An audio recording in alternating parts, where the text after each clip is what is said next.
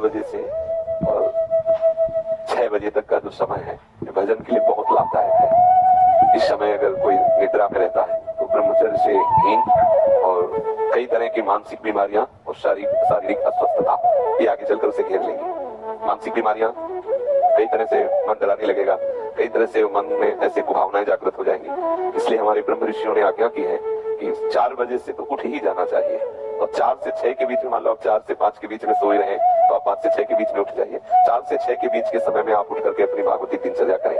भागवतिक दिनचर्या में जैसे अपने लोग राधावल्लभ भी हैं तो प्रातः काल उठ करके अपने गुरुजनों का, रसिकों का सुमिरन करें, गुरु मंत्र का जप करें, फिर स्नान आदि करके श्री जी की मंगला, श्री जी को सुंदर पद सुनाना आदि, या अगर उस समय ऐसी भावना तो 2 घंटे बैठ करके जप करें। मंगल बेला होती है प्रातः काल, उस समय शयन तो कभी नहीं करना चाहिए, किसी को भी नहीं करना चाहिए। वो अपने लिए परमार्थ और स्वार्थ दोनों की हानि करने वाला है। 4 से 6 के बीच में प्रायः सब वर्ण नहीं हुआ है, इधर से उठे, जल पिए, व्यायाम करे। प्रत्येक साधक को ब्रह्म मुहूर्त में उठना चाहिए। ये जो लोग 9 बजे तक सोने का नियम लिए हुए हैं, हमारी तो ऐसी भावना है कि उनको कभी भी भगवत प्राप्ति नहीं हो सकती, क्योंकि 9 बजे तक सो रहे हो, ब्रह्म मुहूर्त से लेकर के 9 बजे तक भगवान सूर्य उदय हो रहे हैं, आप सैया पे सो रहे हो, तमोगुण वृत्ति बढ़ रही है, प्रमाद बढ़ रहा है, तुमसे भजन बनने वाला है, ऐसा हो ही नहीं सकता। कैसे भगवत प्राप्ति होगी? अरे भगवत प्राप्ति वाले को कभी ब्रह्म मुहूर्त में नींद आ सकती है? असंभव बात है। यदि वो रात्रि भर बैठकर भजन किया है तो भी ब्रह्म मुहूर्त में नहीं सोएगा, बाद में सो लेगा। ऐसे कितने साधक हैं जो रात्रि में भजन करते हैं। 1-2 बजे तक नाना प्रकार की विलासिता में समय काटिए और सुबह 10 बजे तक सोइए और अपने आप को साधक माने, असंभव बात। भगवत प्राप्ति असंभव। सावधान रहिए। प्रातः काल का 3 बजे से और सूर्य उदय तक का जो समय है ये महामहिमा में समय है, इसमें अधिकतर ध्यान युक्त जब किया जाए बहुत लाभ की प्राप्ति होगी। ये बहुत अमृतमयी वेला है। बड़े बड़े महापुरुषों ने, गुरुजनों ने इसी समय को सार्थक किया है भजन के द्वारा, फिर अनुभव करके बताया है।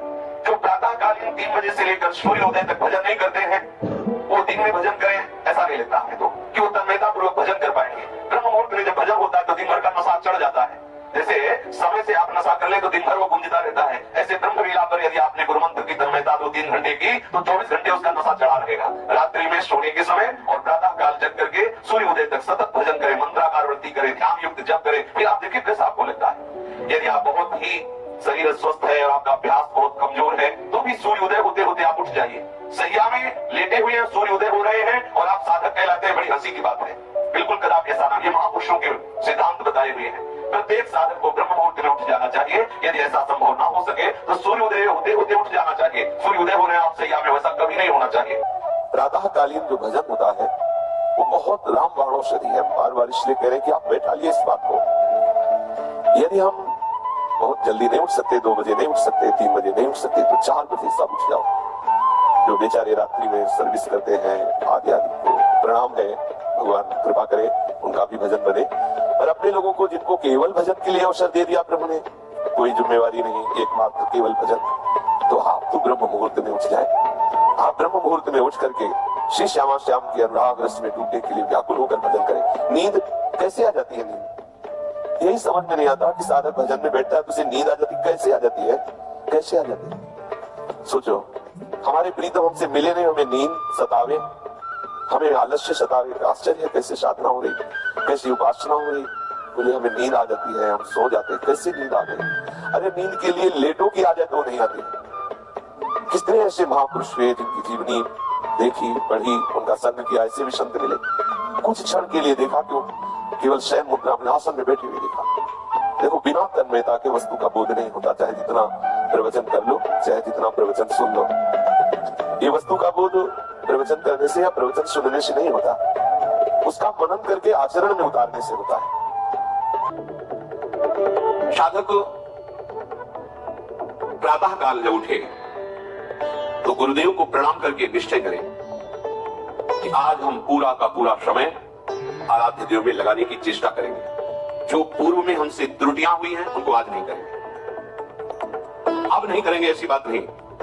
हमें वर्तमान को संभालना है, तभी आपके अंदर सामर्थ्य आएगी। आज से कभी नहीं करेंगे तो आपको सकता है न चल पाए, क्योंकि आप में इतनी संकल्प पवित्र बुद्धि नहीं है, इतना जोर का संकल्प नहीं है कि आपने कह दिया कि आज के बाद नहीं करेंगे तो भीष्म प्रतिज्ञा हो गई। आप में नहीं है ऐसी सामर्थ्य। यद्यपि आप सामर्थ्यवान हैं पर अपने सामर्थ्य को भूल चुके हैं, तो क्या करें? हम मन के ऊपर बोझा न डालें कि आज के बाद कभी नहीं करेंगे। हम आज का नियम लेते हैं कि आज प्रातःकालीन गुरुदेव को प्रणाम करके हम ये नियम लेते हैं कि आज शयन तक हमसे कोई भी जो पीछे त्रुटियां हुई वो नहीं होने देंगे। पूरा का पूरा समय भगवत चिंतन करते हुए ही हम कार्य करेंगे। जो भी व्यवहार करेंगे वो अपने प्रभु के लिए करेंगे। अगर रात्रि में शयन करते समय हम पुनः इसका चिंतन करें कि जो हमने प्रातःकालीन नियम लिया था उसमें कितनी त्रुटि हुई, ये करना ही चाहिए उपासक को। आज तो इतना समय चूक हो गई, तो चिंतन करते हुए शयन करें, प्रातःकालीन फिर नियम ले। जो कल त्रुटि हुई थी वो आज नहीं हो। एक दिन साधक देखेगा कि उसका मन असाधन रहित हो गया है, त्रुटि रहित हो गया है, पर आपको जांच करनी होगी। रोज का रोज आपको जांच करनी होगी, रोज का रोज आपको नियम लेना होगा, सुधार करना होगा। ये प्रारंभिक साधन की बात है। साधारण भी साधना होती, तो असाधारण साधना होती उसमें रात्रि के 1 या 2 के बीच में जग जाया जाता है। पूरी दिनचर्या, जैसे आप सब कृपा पात्रों की, श्री जी की कृपा से यही दिनचर्या चल रही है। क्योंकि जब हम यहाँ 2:45 बजे यहाँ सब रंगोलियां बनी हुई, तो मतलब है कि 2 बजे 1:30 बजे से शुरू किया होगा, तभी तो ऐसा। लेकिन साधारण दिनचर्या प्रत्येक प्राणी के लिए कह रहे हैं। अगर आप आनंद चाहते हो, पूर्व रात्रे परिचय युंजाना सततम मना, 8 पहर होते हैं। तो 8 पहर में एक पहर 3 घंटे, 8 में 24, तो 3 का पक्ष 12 घंटे, 4 से 12, रात्रि का पक्ष 12 घंटे। उसमें कह रहे हैं कि 3 घंटे रात्रि लगने पर और 3 घंटे रात्रि जाने पर केवल भजन करना चाहिए। अर्थात 10 बजे जैसे सो जाए, 11, 12, 1, 2, 3, 4, 6 घंटे हो गए। 4 बजे के बाद सबको जग जाना चाहिए। जो सत्संग 4 बजे के 4 के बाद तो सत्संग शुरू होता है, 4 बजे सबको जग जाना चाहिए।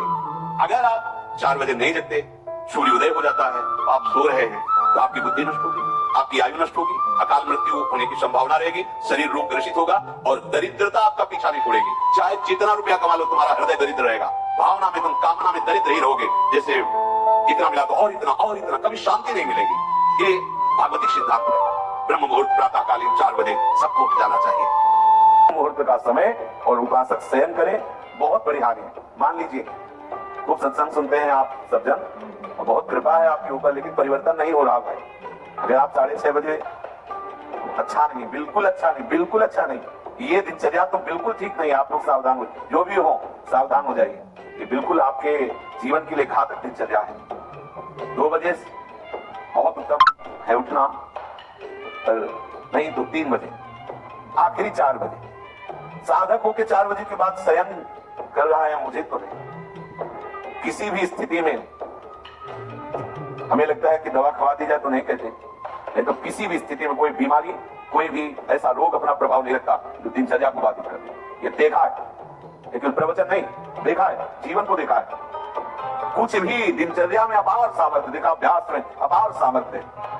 देखो सामने पट्टी बंधवा दी गई और धनुष बाण ले लिया और शब्द दूर किया जा रहा है अन्य दिशा में, शब्द में दीवान समझा। अभ्यास देखो, आंख में पट्टी बंधी हुई है, शब्द किस दिशा से हो रहा है, श्रवणेंद्र से दिख रहा है, और बाण वही संधान करना जहां से शब्द निकला है। अभ्यास देखो, अभ्यास का प्रभाव देखो, कितने से चमत्कार अभ्यास में लौकिक, और आप परमार्थ के पथिक।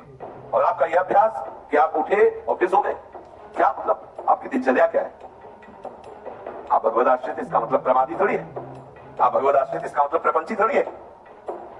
अहम का त्याग करके भगवद आश्रित होकर भगवत मार्ग में चलने वाले पथिक है। इसलिए सबसे प्रार्थना है, जो पीछे हुआ आज से एक नई दिनचर्या आप देखो। जो पूर्व की दिनचर्या ठीक है तो उसे लिखो, नहीं तो सुधार करके और स्वयं श्री जी के सामने वो दिनचर्या रखो।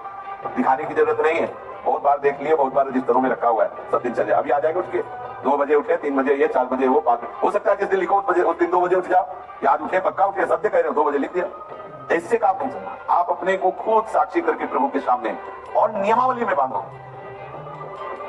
बिना नियम के प्रेम उत्पन्न नहीं होता।